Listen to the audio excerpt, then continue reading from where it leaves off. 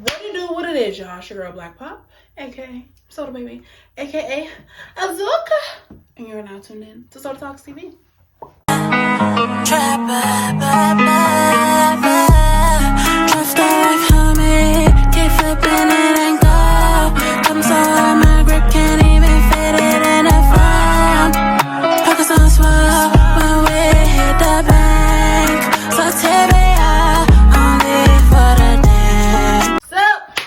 Today's topic, we're going to be talking about Sha'Carri Richardson.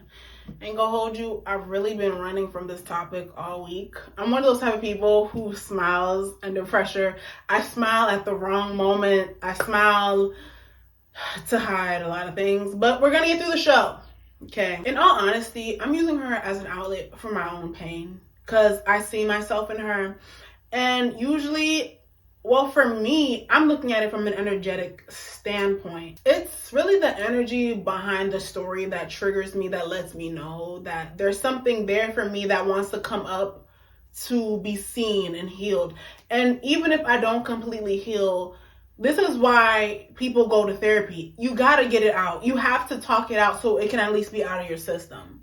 So that's what I'm doing with this story. So the story goes, Sha'Carri Wilson was disqualified from the Olympics because they found weed in her system. And she was responsible enough to, admit that she did it for reasons to cope with the loss of her mother. From an emotional standpoint, I feel like it was petty that they disqualified her from the Olympics, with her being the recent fastest track runner in the Olympics, and it's like, her mom passed away. Like, I commend her for the accountability that she took, because it was really refreshing to see somebody wear their shit like that, and really own up to it. Because of that, I feel like that's why she got all the outpour of support. People almost starting petitions to not even watch it if she wasn't on it, Not only that, because of the losses that she just took, but unfortunately, the rules are the rules. And it really hurts that it's true. And, moments like this can really scar someone for life. Because it's like, y'all took my championship and you took my mom. Who knows what she could possibly be going through. Because I remember, back in the day when my brother would hoop and stuff like that, and they would lose their games, that dude will be coming home crying. I'm like, bro, it's just a game. But no, it's bigger to certain things. It's bigger than that, because not only that, it's like you almost had it and it slipped. They took it away. It slipped out of her hands, Burying your mother is like a hole in your heart that never closes, and you just become numb to it. And it's like a piece of you that will always be missing and lost. And the relationship that you have with your parents subconsciously and consciously shapes the relationships that you have with others, because your inner child never dies.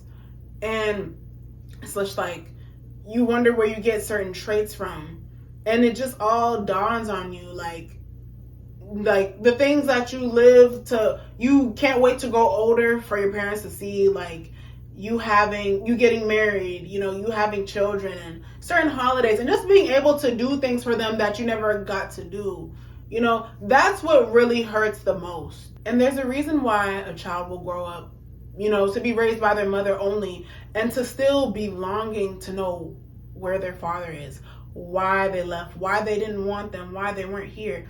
And it's the reason why certain people grow up to hate men or even hate women, because there are some women that will because the father didn't want the child, they witness their mother having different men, not really being there emotionally. And even sometimes when a woman will have a new man around, some children get, they get touched in certain ways, and it turns out for them to not like women, and in those situations, it could turn you emotionally angry. It could turn you sad and depressed. And a lot of the times, people don't know what to do with their dark emotions.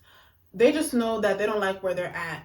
And the only way you can be freed from certain emotions like depression and just holding grudges and, sadness, is by examining those emotions for what they are, looking at those emotions and studying it, no matter how uncomfortable it gets. Because one way suppressing emotions and ignoring them tends to show up in us is in physical illnesses. You know, illnesses like cancers, having strokes and heart attacks and stuff like that. And just truly looking at those toxic emotions and dealing with them so that you can achieve emotional freedom.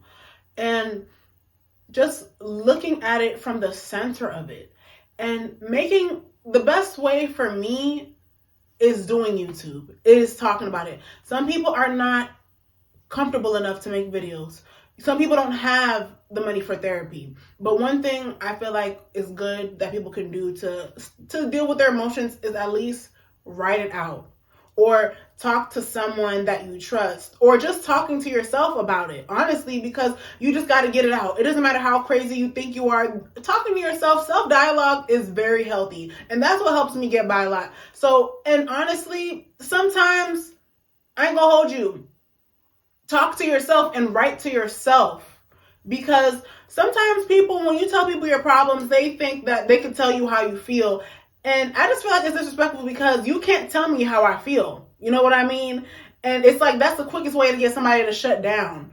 And just ask yourself, why do you feel this way? Question yourself. Questioning yourself is very important because you always get your answers. If you can question your man and wonder if he's cheating or not, and you get your answer, you can question yourself and figure out why you have certain toxic emotions.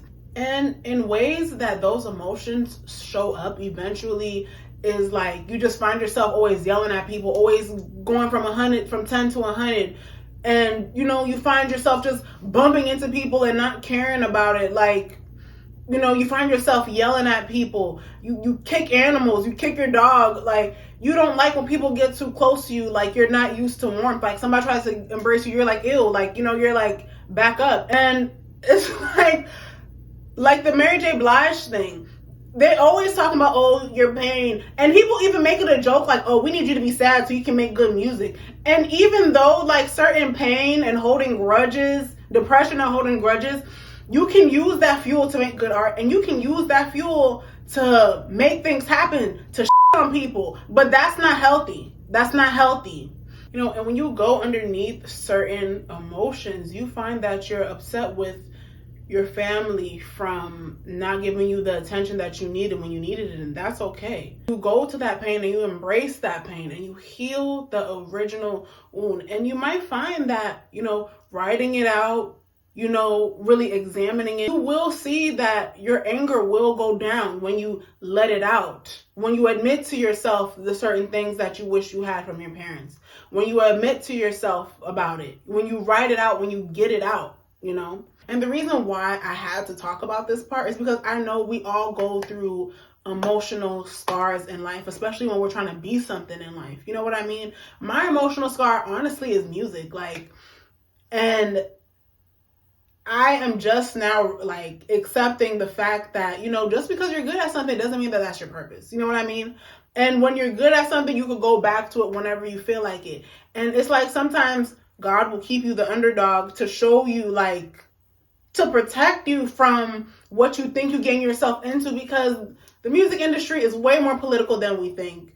And I'm just honestly grateful because it pushed me to figure out other things about myself. You know what I mean? At the end of the day, I'm always still going to love it. It's always going to be a part of me. But, sometimes in life you have more than one calling.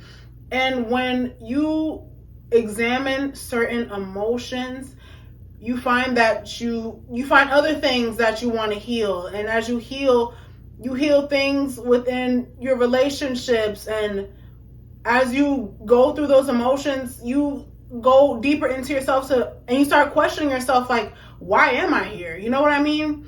And you realize that you are more than being someone's daughter or being someone's friend or husband or wife or, family member. You're more than a coworker. You're here for a reason. When you question yourself, you get those answers, because it's bigger than, some things are bigger than you. Has Sha'Carri just held it out just for a little bit while longer, you know, who knows what else would have came from it? Who knows how much bigger she would have been? You know what I mean?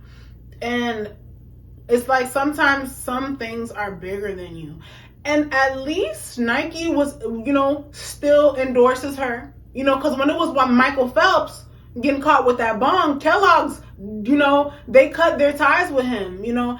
And he's white. Sha'Carri's black. And I know that the world is harder on us about certain things, but at the same time, everything ain't about being black, you know. And I feel like sometimes we use that, we abuse that to a certain degree, you know, to the point that people don't like to take accountability for their life because of being black. And that's one thing that that's the thing that black people, we need to like work on, you know.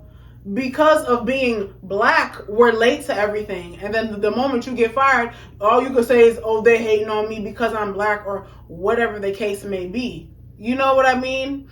And it goes deeper into even the drugs. Like, people like to make it seem like, okay, yeah, the government, infested the hood with drugs, but nobody's forcing you to take this. And people like to make it seem like you're a product of your environment when really you just a follower, you know, because I know where I come from and I know who I was. And because of the self-love that I had to force myself to have, because self-love is not pretty. Self-love doesn't feel good. Self-love hurts. Because of that, and just like understanding and just taking the accountability for the fact that, you know, there's something that I missed in certain steps in my life that may be the reason why I might be going through things. This is why you have to question yourself. It's not about blaming you. It's like understand that anything that happens to you doesn't just happen to you. Whether it wasn't your fault, good or bad, it's always there to show you something about yourself. Always. You know what I mean? And even with the accountability thing, like the reason why I was able to be so happy, you know, this is why the world was able to be happy for Sha'Carri. We really wanted her to win, really, because she was good at what she did, what she does, and she took accountability. You see, black people are good at certain things naturally, but we don't want to take accountability for certain things.